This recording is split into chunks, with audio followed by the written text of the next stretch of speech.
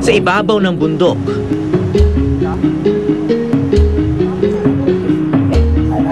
tuloy lang ang gulong ng buhay.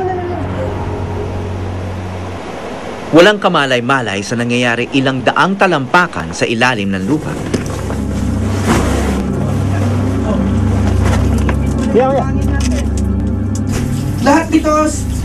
Lahat ng steps dito matibay.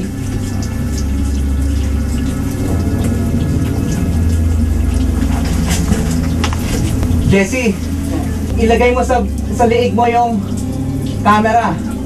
Ha? Pamabagsakan mo ako.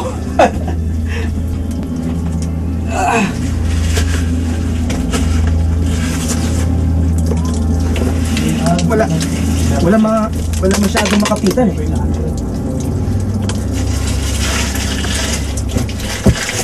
First level pa lang ito, 60 o 70 feet ang lalim mula sa binabaan namin.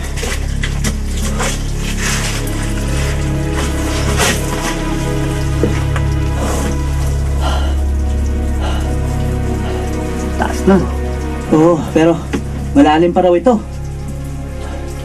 Actually, kung napaparaning ka o meron kang claustrophobia o takot ka dun sa maliliit na espasyo, hindi ito para sa'yo. Yung mga hindi kaya magbuhat ng mga mabibigat, no? Kasi yung naba, yung lupa, tsaka bato na galing dito, inaakyat nyo dyan. Yung hagdan na yan, inaakyat nyo. Ito na siguro ang pinakamalapit na karanasan sa nailibing ng buhay. Dito sa vertical tunnel, si Aling Telma na lang sa mga lady miners ang nangangahas bumaba. Mabato, maputik, basa, malalim, madilim, masikip. Ibang klaseng hanap buhay ito, pre. Ito, may hangin, oh. May butas na tong tubo ng hangin nila. Ayan, oh. Ang sarap, parang aircon. Mainit.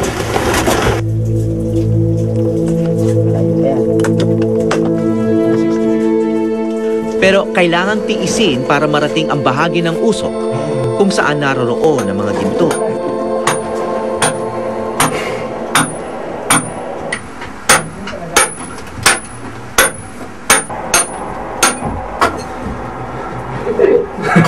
Ganito ang ginto, kumuha ng ginto. Paglalabas nito, milyon.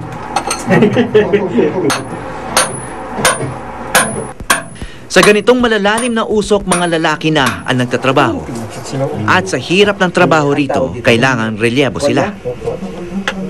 Gamit ang maso at kunya o malaking pako. Ayan, o yan. Ayan na. Simula Enero ngayong taong ito, 8 na ang naitatalang namatay na minero sa Benguet. Karaniwan ay dahil sa sinasabi nilang nag-gas daw. It's only after the incident, it's only after yung recovery ng victim na malalaman na may gas doon or may oxygen deficiency. But as of now, we don't have the equipment to determine whether the cause of death is oxygen deficiency or gas poisoning. Kung di man sa gas ang ikinamamatay ng mga minero, ay ang pagkatrap sa ilalim at pagkalunod kapag pinasok na ito ng tubig.